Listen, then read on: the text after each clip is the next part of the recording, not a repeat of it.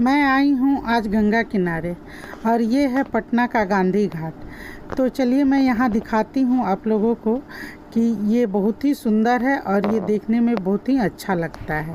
यहाँ आकर जो सुकून मिलता है वो कहना ही क्या है। गंगा जी के किनारे वैसे भी आने के बाद सब कुछ आदमी भूल जाता है और बस भक्तिमय हो जाता है और मन को बहुत ही सुकून पहुँचता है। और वैसे भी अभी चल रहा है पितृपक्ष, जिसमें हम लोगों के यहाँ अपने पितरों को यानी पूर्वजों को याद किया जाता है और उनके नाम पर तर्पण किया जाता है। तो बस मेरे यहाँ भी आज पापा जी का तिथि था, तो हम लोग आ गए हैं गंगा जी के किनारे ये तर्पण करने, क्योंकि कहा जाता है कि गंगा किनारे जाकर करने से अच्छा रहता है। तो बस इसी सिलसिले में हम लोग यहाँ आए हुए हैं। तो यहाँ मेरे पति देव जी अभी उसी कार्यक्रम में लगे हुए हैं। अभी स्नान करेंगे और फिर पूजा करेंगे। माधवाय नमः, नारायणाय नमः, नमः। तो बस अभी यही कार्यक्रम चल रहा है और गंगा जी में स्नान करने के बाद अभी तर्पण कर रहे हैं और पंडित जी वहाँ खड़ा होकर करवा रहे हैं। विष्णु श्रीमद्भगवतो विष्णुराज्य सर्वत्र मानस्य अद्य जम्बूद्वीपे आरक्षन्दे आर्यावर्तके देशान्तर्गते पुण्यक्षेत्रे पार्थिवप्रति।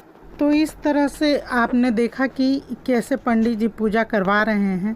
कहा जाता है कि इस दुनिया में अब जो भी लोग आपके घर के नहीं हैं तो इस पक्ष में उनको याद किया जाता है और जो भी तिथि होता है अपने फादर का, उस तिथि पे जाके उनको याद किया जाता है और पानी दिया जाता है और इस तरह से इस परंपरा को निभाया जाता है, जो कि हम लोग भी उसी सिलसिले में यहाँ पे आए हैं और उस कार्यक्रम को अंजाम दे रहे हैं।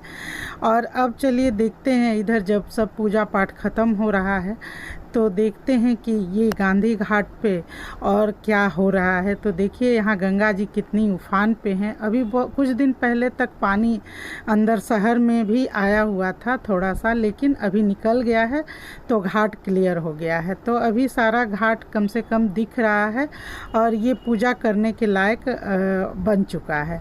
और ये धीरे धीरे आगे बढ़िए तो आगे पे है यहाँ का एक फेमस है, इस घाट पे आपको एक फ्लोटिंग रेस्टोरेंट दिखेगा, जिसमें कि आप जाके आराम से गंगा जी के बीच से गंगा जी का नज़ारा ले सकते हैं।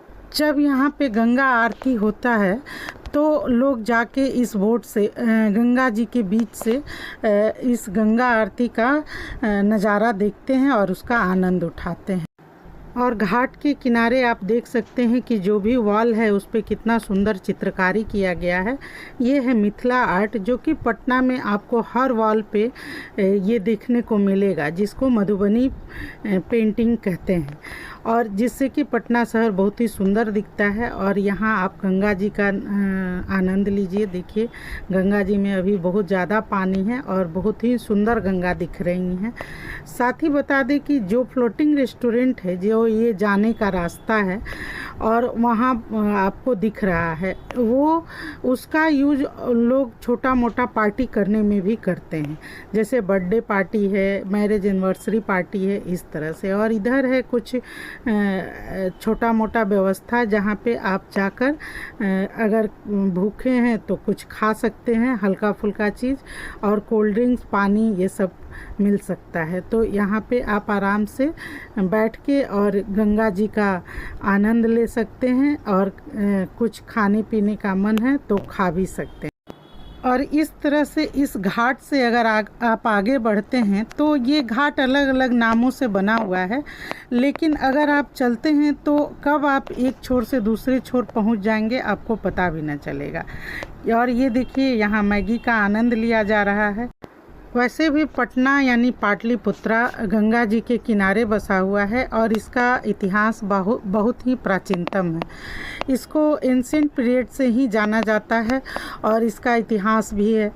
तो इस तरह से ये पटना बहुत ही सुंदर जगह है। आप कभी भी आ सकते हैं यहाँ पे और गंगा जी का आनंद ले सकते हैं। अभी यहाँ बहुत सारा और भी जगह है जहाँ पे कि आप लोग घूम सकते हैं।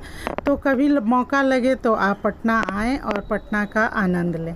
और इस तरह से यहाँ मैं भी थोड़ा सा एंजॉय कर रही थी और गंगा माँ को स्पर्श कर रही थी। और मेरा ब्लॉग अब यहीं पे ख़त्म कर रही हूँ। Thank you.